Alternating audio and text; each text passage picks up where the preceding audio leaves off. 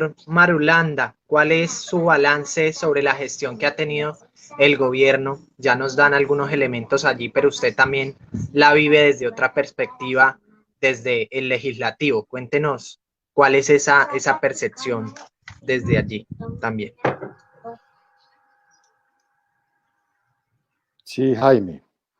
De nuevo, muchas gracias por la invitación. Es un gusto estar aquí con ustedes, con su audiencia y con Johanna, con el profesor Miller y con Willy y con todos los que participan de este diálogo.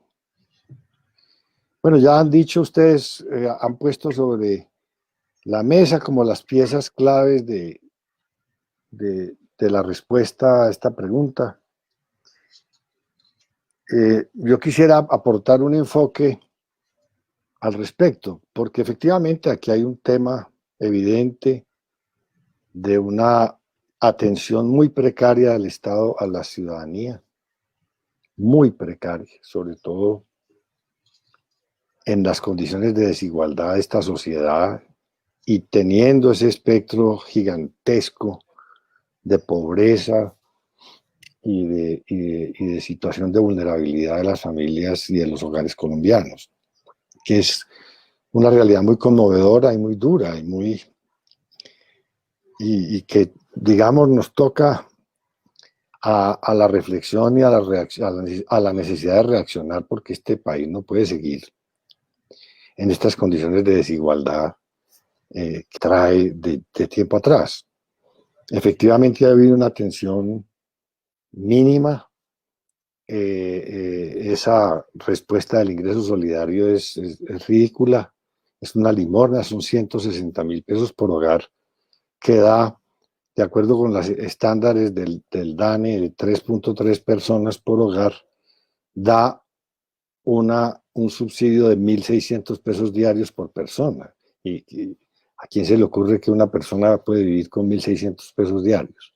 A este gobierno es al único que se le ocurre semejante barbaridad.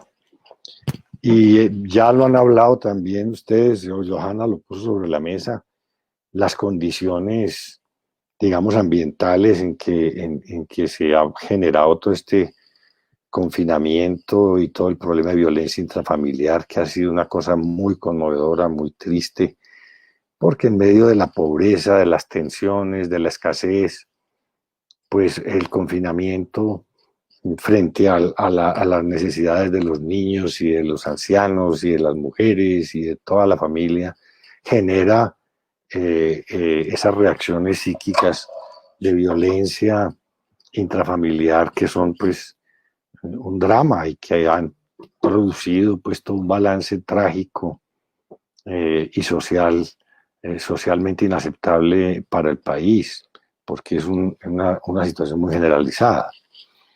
Pues ni hablar de los problemas del hambre, pues es un tema evidente, porque si la gente no tiene ingresos y si la gente no tiene ahorros, porque la gente vive desde el día a día y del rebusque y de los trabajos informales y del trabajo por cuenta propia y de los trabajos independientes y en general de la informalidad, como es la realidad colombiana.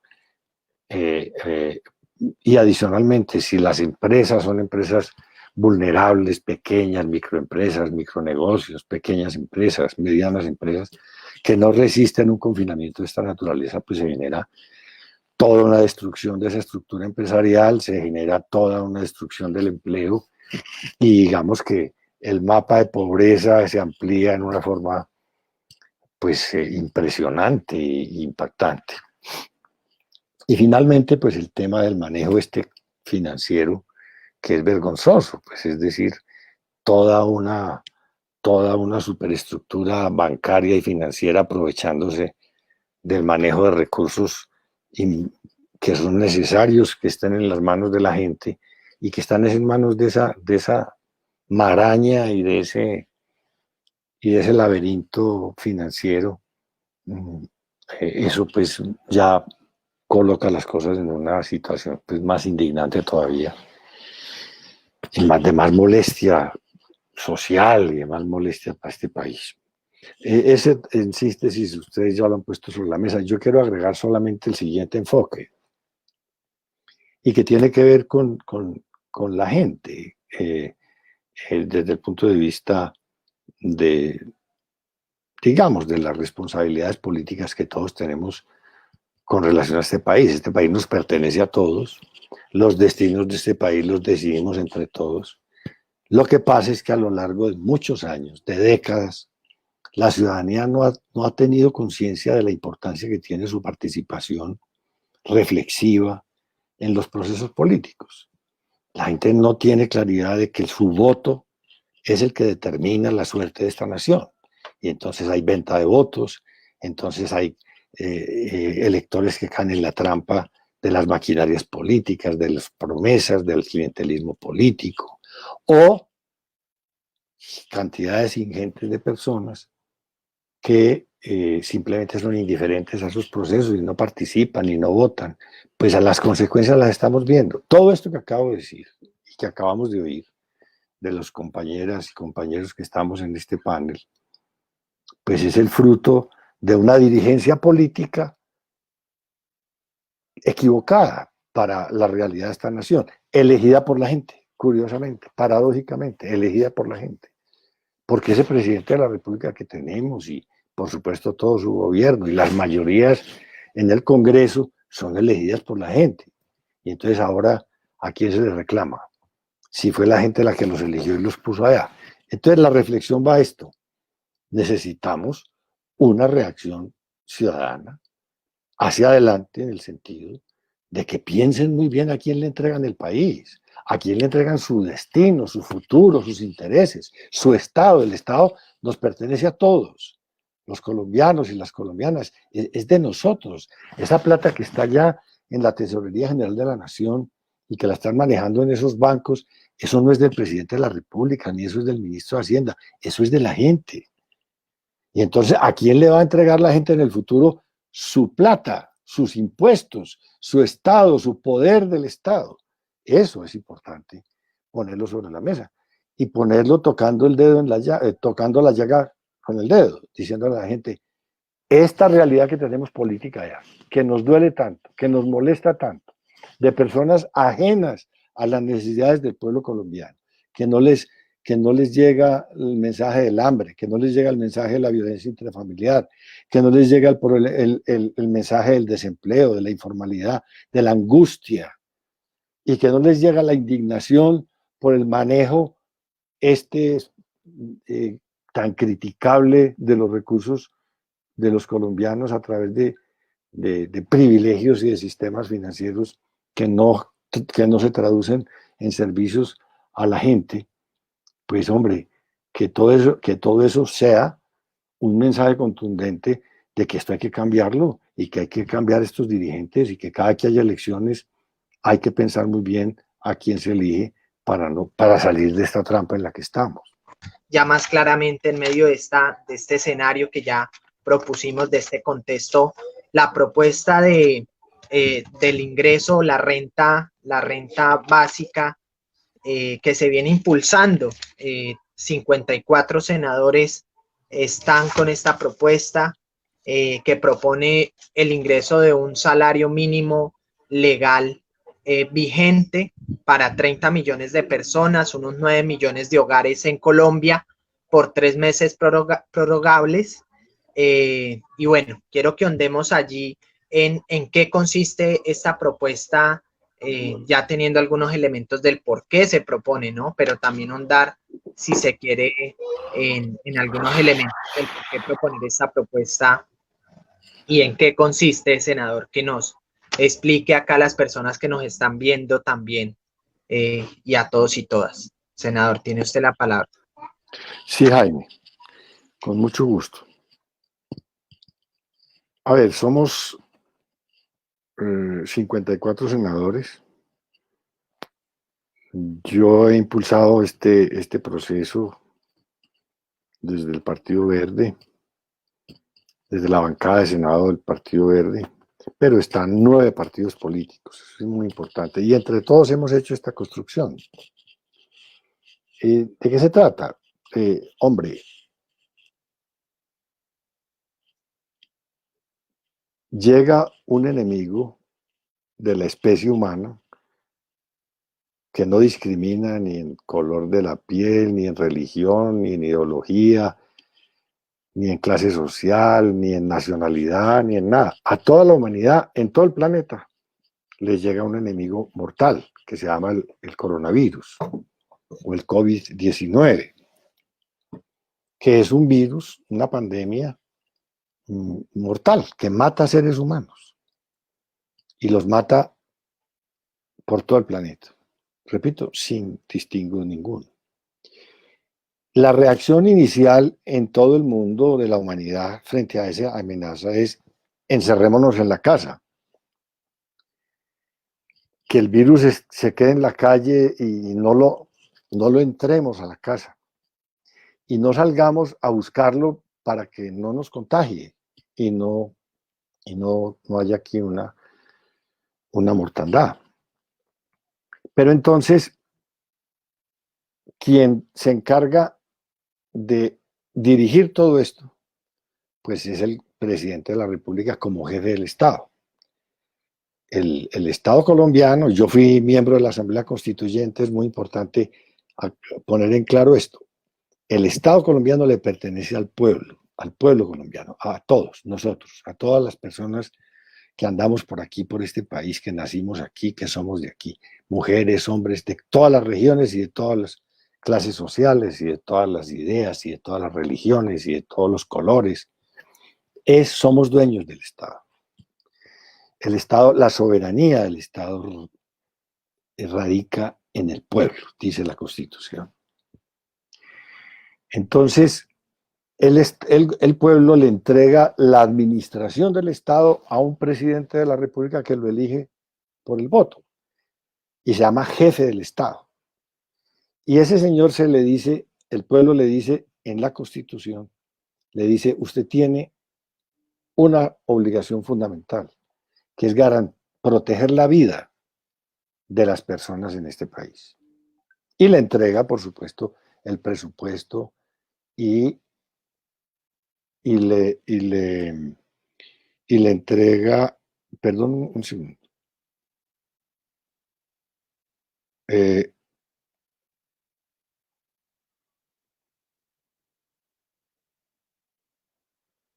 se me están poniendo aquí algo urgente. Y le entrega, por supuesto, el Estado, los recursos, los impuestos, maneje los impuestos y maneje la policía y maneje el ejército y maneje los ministros, ¿sí? Le entrega las herramientas del poder para que, por delegación del pueblo, atienda las necesidades del país y del pueblo. Adicionalmente, le dice, usted tiene que proteger la vida y garantizar el derecho que tienen todas las personas a una vida digna. No solamente la vida es de por sí, sino a una vida digna. Ese es el mandato. Y además le dice, esta nación está constituida sobre la base de un principio ético fundamental que es el de la solidaridad. Entonces le dice, usted tiene que administrar este país de tal manera que la gente sienta que todo ese poder que le entregamos está puesto al servicio de las personas para que el sufrimiento sea el menor, para que no haya amenazas a la vida y para que no haya amenazas a la dignidad de la vida humana. Eso es el cuadro de la cosa. Entonces, el presidente dice, todos para la casa porque tenemos que proteger la vida. Y eso está bien. Porque si salimos, aquí hay una mortandad. Todos encerrados en la casa, entonces todos nos encerramos en la casa. Pero no hay un complemento necesario y es de qué vamos a vivir metidos en la casa, de qué vamos a comer, cómo vamos a pagar los servicios públicos, cómo vamos a pagar el arriendo, de qué vamos a vivir aquí encerrados. Si la gente vive en la vida normal del día a día, del rebusque, del trabajo de empleado, de su contrato, en fin, de lo que sea, pero es trabajando. Pero si no podemos trabajar, si estamos cruzados de brazos, ¿de qué vamos a vivir? Las empresas cerradas, todos parados. No hay negocios, no hay mercado, no hay ventas, no hay compras, nadie puede salir a la calle. Esa parte la tenía que resolver el gobierno. Y decir, bueno, Entonces, vamos a resolver el tema de cómo se vive dignamente en el confinamiento. Vamos a resolver ese problema. ¿Cómo? Con plata. ¿Con plata de quién? Pues del Estado, la plata de la gente, enfocada ahí. Como no lo hizo, entonces los senadores dijimos, vamos a hacer una ley que resuelva este problema, que le diga al presidente, le dé la orden al presidente de la República de que le entregue a la gente de qué vivir. ¿Y qué dice la ley? Dice, simple y llanamente, hay 9 millones de hogares, 9 millones de hogares que son más de 30 millones de colombianas y colombianos, en condiciones de pobreza y de vulnerabilidad, que necesitan una ayuda para poder vivir dignamente en el confinamiento, para poder comer, para poder estar tranquilos y pagar servicios públicos y pagar arriendo. Entonces, a esos 9 millones de hogares vamos a entregarles durante 3 meses, mensualmente, a cada hogar, un salario mínimo legal, es decir, 877,000 pesos. El gobierno dijo, hay un programa que se llama Ingreso Solidario para esta pandemia y vamos a entregarle 160,000 pesos a cada hogar. Eso es una limosna, eso es una infamia. No son 160,000 pesos, son 877,000 pesos mensuales durante 3 meses, mensualmente. 877,000 pesos mensualmente. Y no son 3 millones de hogares como los que tiene el programa de ingresos solidarios, sino que son 9 millones de hogares. Y eso dice la ley.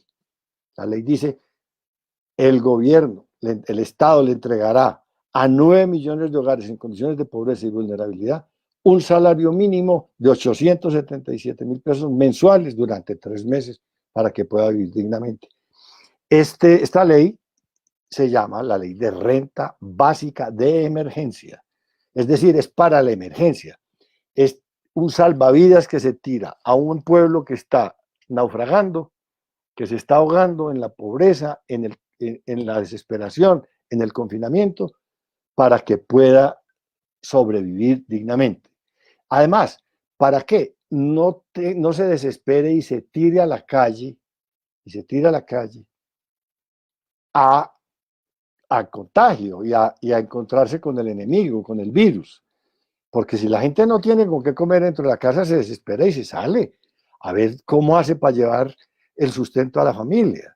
Y entonces, si se sale la gente a la calle desesperada, pues tenemos el problema de la mortandad por cuenta de la pandemia.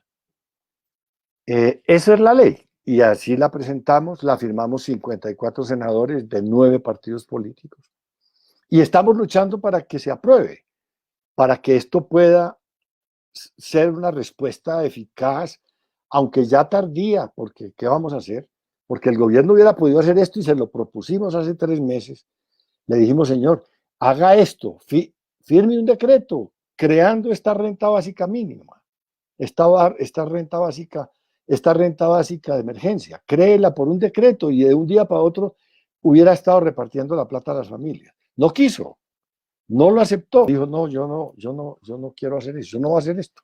Me parece muy interesante, me parece muy bien presentado, me parece muy bien sustentado, todo, pero no lo voy a hacer. Después dijo, esto lo dejo para después. ¿Después para qué? Si es que el hambre la tenemos es ahora. La gente con necesidad la tenemos es ahora. Esa es la ley de renta básica que estamos empujándola, tiene que hacerse ya. No se puede hacer por un decreto porque el decreto lo firma el presidente de la República y no quiso. Entonces tenemos que hacer una ley en un trámite normal de una ley que pasa por comisiones terceras de Senado y Cámara, por plenarias de Senado y Cámara, y que tiene, por supuesto, un trámite complejo que necesita el concierto ya de 270 congresistas, senadores 108 y 160, 170 representantes a la Cámara. Es un proceso complejo. El de la formación de una ley, pero bueno, estamos en eso porque si no tenemos más remedio, pues lo estamos intentando.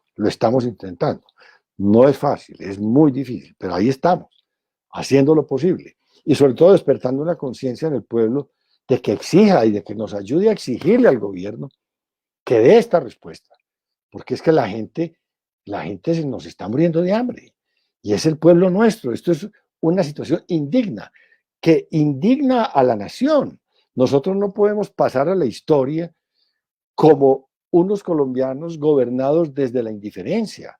Es que esa política del gobierno es la política de sálvese quien pueda, vaya, resuelvan ustedes los. ¿Cómo así? Para eso está el Estado. Ellos no entienden eso, porque les ha tocado una vida muy muelle, una vida muy cómoda a lo largo de su existencia. Ellos no saben, no conocen este país, no saben lo que sufre el pueblo colombiano, entonces no les importa. Pero bueno, estamos en la lucha. Profe Miller, por ese análisis también. Senador Marulanda, en términos de viabilidad económica y técnica, surgen algunos cuestionamientos o dudas también. Uno, el que ya lo planteaba, que es una duda que también se ha dado, y es cómo evitar caer en duplicidades, puesto que ya hay algunos programas, ¿no? Entonces está el ingreso solidario, la devolución del IVA, el adulto mayor, jóvenes en acción, que evidentemente no cubren y no garantizan, ¿cierto?, el mínimo vital que se necesita, que necesitan estos 9 millones de hogares, pero cómo evitar o estos subsidios que ya hay desaparecen, o la gente que está beneficiada de estos, unos 7 millones de personas, 3 millones de hogares, no entrarían como beneficiarios de la renta básica. Y asimismo, senador, que nos explique y que nos exponga de dónde ya hay algunas pistas, pero de dónde esta ley plantea el tema de las fuentes de financiamiento para esta renta básica de emergencia, que en los 3 meses serían 23,7 billones, es decir, un 2,3% del Producto Interno Bruto Nacional. Senador, ondemos en eso, en esa discusión sobre, bueno, los programas que hay desaparecen o se complementan, o qué va a pasar con esos si la renta básica se llega a aprobar, y sobre las fuentes de financiamiento de esta renta básica de emergencia. Senador, tiene la palabra. Gracias, gracias Jaime. Bueno, primero al tema de Johanna, ella lo ha dicho muy bien. Nosotros no estamos dispuestos a negociar, esto no es negociable, esto es un principio elemental de solidaridad y de responsabilidad del Estado frente a la dignidad humana y frente a las obligaciones que tiene el Estado con el pueblo colombiano. Esto no es negociable, no lo estamos negociando ni lo vamos a negociar. Vamos a insistir, ojalá tengamos éxito en que se tramite la ley. No lo puedo garantizar porque no depende de mí. Son muchas voluntades las que tienen que conciliarse y congregarse en esta ley, pero estamos dando la pelea. Estamos dando la pelea sin contemplaciones y sin transacciones y sin concesiones. Es más, estamos pensando en la posibilidad de que el 20 de julio, que se reanuda el Senado, ampliemos la cobertura de esta renta de emergencia, de esta renta básica de emergencia a 4 meses. Estamos estudiando la factibilidad económica de esto y la viabilidad de consagrarlo en el proyecto. Con relación a lo que dice el profesor, me parece importante, el profesor Miller, aclarar lo siguiente: no se pueden confundir todos los temas aquí porque nos enredamos. Esto tiene un fin práctico y no ambicionamos nada distinto. Por supuesto que no somos ajenos ni somos inocentes como para pensar que el debate de la renta básica universal se abrió en el país a partir de este proyecto. Se está hablando de esto en Colombia a partir de este proyecto. Por supuesto, es un tema que ha tenido un auge importante en Occidente, un auge en el mundo, y sobre todo en el mundo occidental, y que viene a la agenda pública colombiana a partir de este proyecto. Pero este proyecto, en eso que no quepa duda y que no se formen confusiones, esto no es para resolver problemas estructurales, esto no es para resolver los problemas del país, no. Estamos en una emergencia, en un derrumbe. Y usted en un derrumbe no se sienta a hacer elucubraciones filosóficas, ideológicas, sobre las cosas, no, hay que salvar vidas, estamos salvando vidas, es eso, y en eso no puede haber duda, no tiene otra pretensión que la de salvar vidas. La otra discusión quedó abierta y eso nos parece muy bien, y por eso le pusimos ese nombre, para abrir esa discusión, pero esa discusión es después. Es que ahora se nos está muriendo la gente, los niños. Antes de la pandemia había 550.000 niñas y niños detectados por el Instituto de Bienestar Familiar con problemas de desnutrición crónica. ¿Cómo será la situación ahora después de 3 meses de confinamiento? Estamos ante una emergencia humanitaria, una catástrofe humanitaria. Estamos debajo de un derrumbe, sacando muertos y sacando heridos y sacando gente aporreada. En eso estamos, en eso estamos. Y eso necesita un dinero para que la gente pueda comer. En eso estamos. Donde nos metamos en una cosa ya mucho más grande, ya se vuelve esto toda una lucuración filosófica, teórica, que no nos permite avanzar. Esa la vamos a dar después y ya quedó abierta y eso está muy bien. Pero ahora es una emergencia, estamos en una emergencia. Ubiquémonos ahí mentalmente, todos, para saber de qué estamos hablando y para que esto funcione. Necesitamos una plata ya para atender gente que está sufriendo hoy. Ya, y ese es el punto. Ahora, ¿de dónde sale la plata? Pues hay muchas fuentes, ya lo hemos dicho, hay una canasta de posibilidades. Se las planteamos al ministro, porque estas cosas no se pueden proponer en el aire. Es decir, bueno, ¿de dónde sale la plata? Pues, entonces, le abrimos el menú de las posibilidades. Primero, hay unos recursos del presupuesto general de la Nación ya asignados en el presupuesto. Recursos disponibles en la Tesorería General de la Nación. Para rubros de gasto que no se están ejecutando. Por alguna razón, no se están ejecutando. Está la plata ahí enterita y no se está ejecutando. Ahí hay más o menos 8 billones de pesos. 8 billones de pesos de programas que están presupuestados pero no se están ejecutando. Esa plata se puede, en el marco de la emergencia, a través de un decreto de ley, transferir al fondo de la renta básica de emergencia. Hay otros gastos que no son urgentes, que se pueden aplazar, porque hoy lo más urgente, lo indiscutible, lo inaplazable, es la comida de la gente pobre, que son 9 millones de hogares y vulnerables. Eso, eso es ya.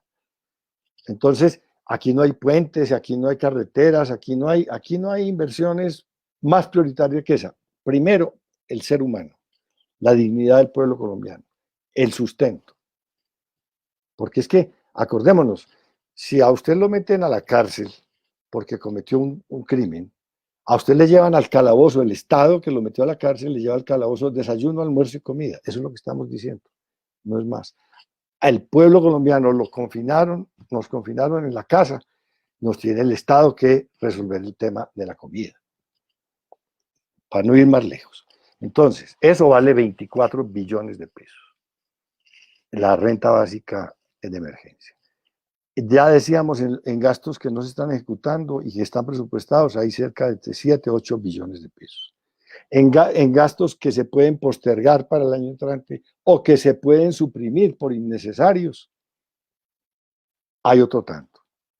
Y digamos que por la vía del gasto se puede resolver muy buena parte del problema, digamos unos 15 billones de pesos. ¿Qué otros expedientes hay para el gobierno? El gobierno puede sacar del presupuesto, la cifra más voluminosa, el rubro más alto del presupuesto se llama servicio de la deuda. En el servicio de la deuda hay 54 billones de pesos, más del doble de lo que vale el programa de renta básica, que vale 24. 54 billones. Le hemos dicho al gobierno, no es que se niegue a pagar la deuda, no. Simplemente tome la mitad de ahí para pagar este programa. y esa mitad que le saca al servicio de la deuda, reemplácela con créditos frescos que usted pueda tramitar en este año para pagar esa parte de la deuda que sacó para este programa, pagarla con créditos nuevos, frescos, más baratos y de más largo plazo. ¿A qué me refiero?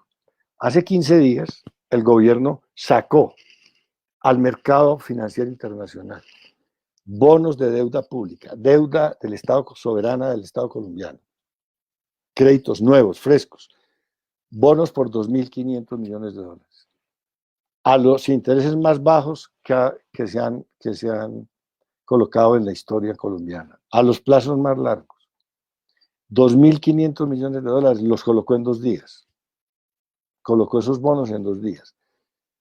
2.500 millones de dólares es la mitad de este programa de renta básica. Y lo que hemos dicho es, esa emisión, métala aquí.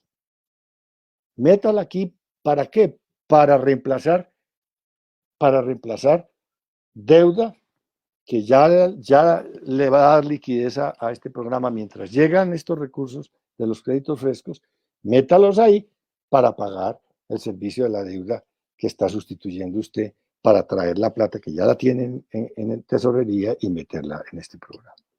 Pero adicionalmente, el Estado colombiano tiene capacidad y está gestionando unos créditos internacionales en la banca multilateral que está gestionando todos los países del mundo. De hecho, hace 3 semanas le llegaron del Banco Mundial 260 millones de dólares.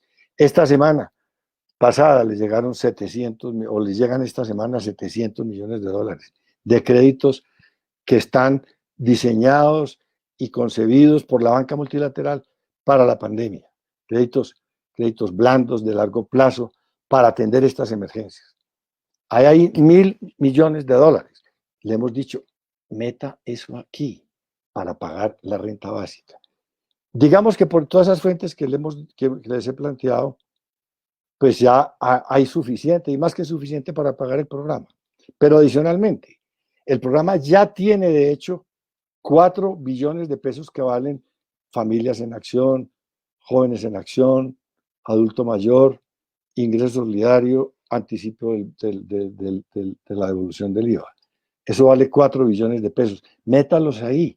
Y esos programas no van a desaparecer. Después de todo esto siguen esos programas. Solo que se van a complementar, porque esos programas son muy, muy chiquitos. Los programas le están entregando a las familias 260.000 pesos mensuales. Complételes, con este programa les completa para que les llegue, en vez de los 260.000 pesos, que les llega a familias en acción, o de los 160.000 pesos, porque según cambian los ingresos, complételos para que le reciban, en vez de recibir eso tan poquito, reciban un salario mínimo durante 3 meses. Ahora bien, supongamos que por razones de manejos financieros falta plata, supongamos, falta plata inmediata, liquidez inmediata, que es de lo que se trata. De liquidez inmediata, porque la plata hay que entregársela a la gente ya, son transferencias monetarias inmediatas para resolver problemas de hambre, de supervivencia. Supongamos que no es suficiente, pues ahí tiene el Banco de la República. La Constitución Nacional en el artículo 373 dice muy claramente, el Banco de la República está autorizado para hacerle préstamos de emisión al gobierno colombiano en condiciones excepcionales, de extrema urgencia. Ninguna en la historia colombiana como esta le puede hacer esos créditos de emisión al gobierno directos, que no tiene que pasar por intermediaciones financieras ni nada, entregarle la plata en billetes para que la gente, para que el Estado, para que el gobierno las pueda repartir. Ahí está todo el abanico financiero de posibilidades que son infinitas para pagar un programa que finalmente es muy modesto, son 2 puntos del Producto Interno Bruto, 2.4, pero como le digo, ya hay 4 ahí consignados en los programas que ya están vigentes, son 2 puntos del PIB. En el mundo van muy lejos las ayudas a la gente en esta pandemia. Nosotros estamos en el 2.9% del Producto Interno Bruto en la pandemia y eso que no se han desembolsado los recursos, como bien lo decían ahora. En cambio, países como el Perú están en el 12%, Brasil está en el 8%, en el 10%, Chile está en el 8,5%, nosotros en el 2,9%. Eso es una ridiculez, es una miseria. Ahora, ¿cómo se ubica esta población? Preguntas tú, Jaime, es decir, ¿dónde están estas familias? Yo le decía, en esto hemos tenido muchos debates con el ministro de Hacienda y con el director de Planeación en el Senado de la República. Yo les decía en un debate de esos en la Comisión Tercera, señores, es una vergüenza que el gobierno diga que no encuentra sino 3 millones de hogares pobres en Colombia y que no ha podido encontrar los otros. Es una vergüenza porque es que el principal problema que tiene Colombia es el problema de la desigualdad y es el problema de la pobreza. ¿Y cómo así que frente al principal problema que tiene el Estado colombiano, la nación colombiana, el gobierno, no lo tiene identificado y no sabe dónde está? Eso es una vergüenza. Ahora, ¿dónde están las listas que pueden servir de base y para ordenar estos desembolsos de tal manera de evitar duplicidades, de evitar corrupción, de entregarle a personas que no existen, etcétera? Pues las bases de datos están en los propios CISBEN, en las encuestas de hogares, están en las cifras base del DANE, están en las cifras base del Departamento de Planeación Nacional, que tiene estudios sobre marginalidad, sobre vulnerabilidad, están en las listas del Instituto de Bienestar Familiar, están en los registros de víctimas, están en los archivos de las empresas públicas de las ciudades. Es decir, conciliar toda esa información, depurarla, tamizarla y hacer una base única de datos de hogares pobres, rurales y urbanos, es simplemente una tarea de voluntad política y de poner esa burocracia a trabajar en lo que tiene que trabajar, que es en identificar esta población para poderle el Estado cumplir con su obligación constitucional. Es una obligación, es la obligación de cumplirle al derecho que tienen los seres humanos de una vida digna. Es de lo que se trata todo esto. Así de sencillo. Gracias, senador. Ya para ir cerrando, un breve resumen sobre la renta básica de emergencia, el proyecto que se está tramitando, impulsado por el senador Iván Marulanda, que nos acompaña hoy, y por 54 congresistas más que están de 9 partidos con esta propuesta que propone. Para darles las gracias de nuevo por la invitación, Johanna, Jaime, Willy, profesor Miller, muchas gracias. Ha sido un gusto y un honor estar aquí con ustedes en el Huila, con toda la audiencia. Varias cosas. Una, el proyecto no está hundido. El proyecto no está hundido. Estamos construyendo. Es una construcción parlamentaria que tiene más complejidad que firmar un decreto. Es una construcción detrás de la cual hay 54 senadores, que es la mitad del Senado de la República. Entonces no es que esté hundida, sino que está en el trámite engorroso de las leyes. Pero ahí estamos, dándole, y no vamos a abandonar ese frente y no vamos a disminuirle presión a este proyecto y vamos a ver si lo logramos sacar. Muy importante la movilización social, el apoyo social, que la gente haga valer sus derechos a través de todos los medios que planteó el profesor, que planteó Willy, que plantearon ustedes, Johanna. Muy importante eso es fundamental, porque al fin de cuentas se trata del derecho de la gente, del pueblo colombiano, y es muy importante que el pueblo colombiano se exprese a través de todas esas formas que ustedes han planteado y todas las que se puedan imaginar, por medios pacíficos, por supuesto, porque de lo contrario, en el escenario de la violencia, pues siempre sale perdiendo el pueblo.